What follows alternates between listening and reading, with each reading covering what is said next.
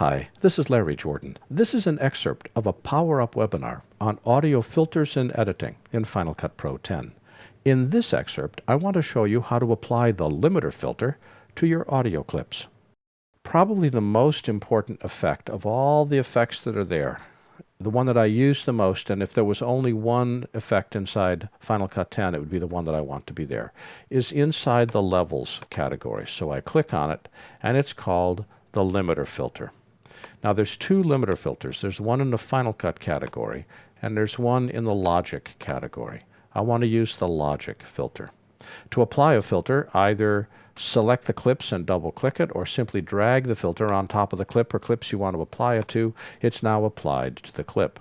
To be able to adjust the filter, select the clip, go up to the inspector, click the Audio tab, and filters, or effects, are always listed at the very top of the inspector. Most of the time, you should look at the presets to adjust the filter.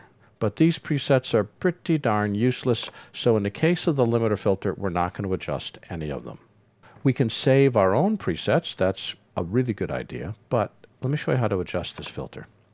See this icon up here? When you click it, it opens up the audio interface. Now, if you've never seen an audio filter before, this can look really scary.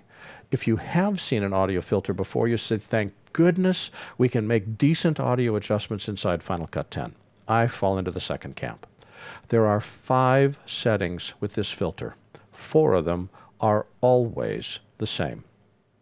What the limiter filter does is it amplifies the softest parts of your audio more than it does the louder parts, and it guarantees that that clip will not distort.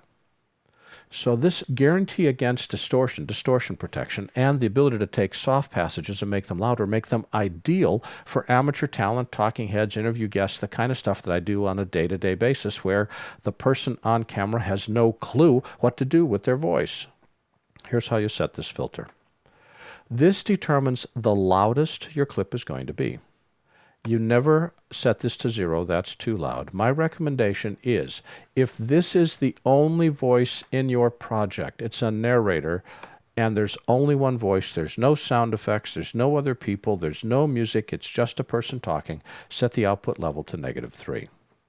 If it's part of a mix, so you got sound effects or music or multiple people talking, set the limiter filter to -4.5.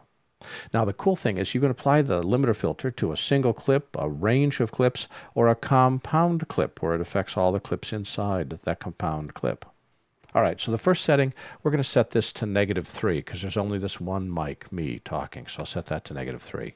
Soft knee determines how smoothly it transitions into the limiting effect. That should always be on, always blue. The release should be set to any number greater than 200. In this case, I'm going to set it to around 230, 250. What this does is it determines how long after someone stops talking the filter stays in effect. And for me, 1/4 of a second, 250 milliseconds is a nice number. It can be any number you want. I recommend that it be longer than 200. The look ahead determines how fast the filter responds, and the 2 milliseconds is the right answer. So 230, either -3 if there's only one person talking, or -4.5 if it's part of a mix, and soft knee on. So the only one that we really adjust is the gain filter. I'm going to set this to 10 dB and explain how this works. Let's say right there, let's say that my audio is at -20 dB. I'm going to amplify it, make it louder, by 10 dB. So the gain of that soft passage right there is going to go from -20 to -10. It's going to be much louder. Let's say this clump right there is at -15 dB. Well, I'm going to amplify that by 10 dB, so it's going to go from -15 to -5. It's going to be much louder. Well, let's say this part right here is at let's call it -7 dB. Well, this is going to try to amplify it by 10, but as soon as I take and start to add volume, it's going to hit up against the limit. The loudest that I'm going to be able to amplify, my -7 audio here, is I'm going to be able to add 4 dB to it, because once it hits that level, the amplification stops. And the rest of the amplification is displayed here. It's tossed away. So when we're adjusting this filter, what we want to do is to amplify the soft passages more than we amplify the loud passages, and to guarantee that at no time does any part of the clip exceed -3 dB. So watch this. I'm going to play this. I'm going to start at 0, and I'm going to pull it up. You'll start to see after a few seconds audio being thrown away. I want to have this bouncing between 1 and 3 dB. That's going to give us the most natural yet louder sound.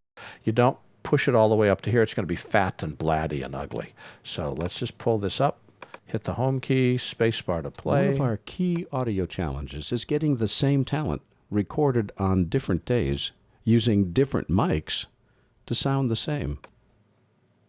Let's try that again. One of our key audio challenges is... And look at how the audio is bouncing between 1 and 3. We've made it significantly louder. ...is getting the same talent recorded on different days. Okay, let's just listen to it with the filter, and then I'll turn the blue light off. That turns the filter off. I'll make the change right here. One of our key audio challenges is getting the same talent recorded on different days using different mics to sound the same. See how much louder it was in the first half?